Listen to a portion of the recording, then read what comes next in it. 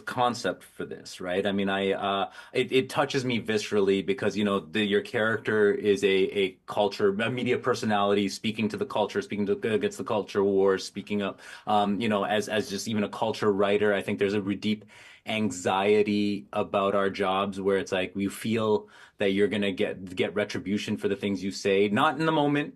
Yeah. Not right now. It's gonna come some other way in the distance. It's gonna come like, they're gonna get you they're going to get you in some future like kind of job opportunity or something. I mean, you take that anxiety in this show and turn it into a thriller, right? Like a Yeah. full on like visceral like taking Glock thriller.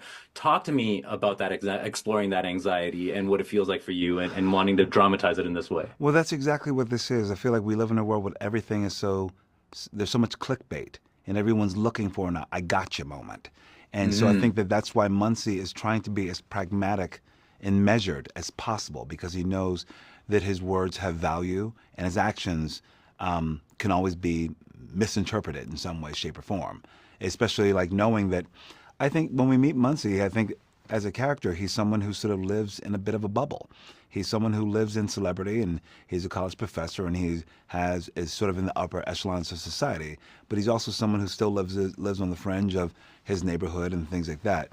But he sort of moves through spaces in a way that he believes that where he has access and agency. Even when his wife brings up the fact, like he went to the next door neighbor's house to ask him, for a generator. And she was like, "You went over to some strange white man's house. What made you think you can do that?"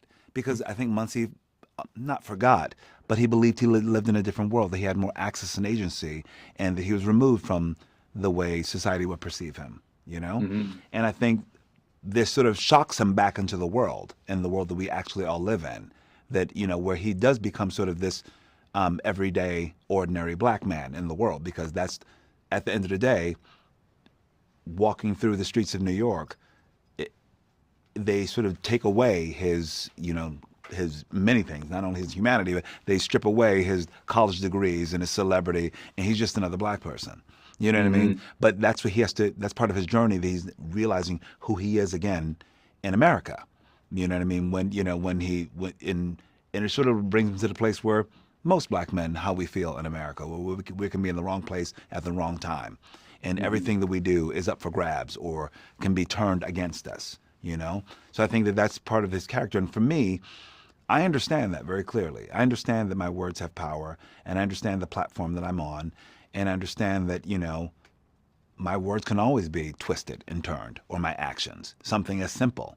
Because people are, that's just the nature of the world right now, that everyone's looking and trying to get something, feed something, amplify something, even if it's not of their own. I've been in situations where, people will come up and try to use something, even a simple moment, and turn it into their moment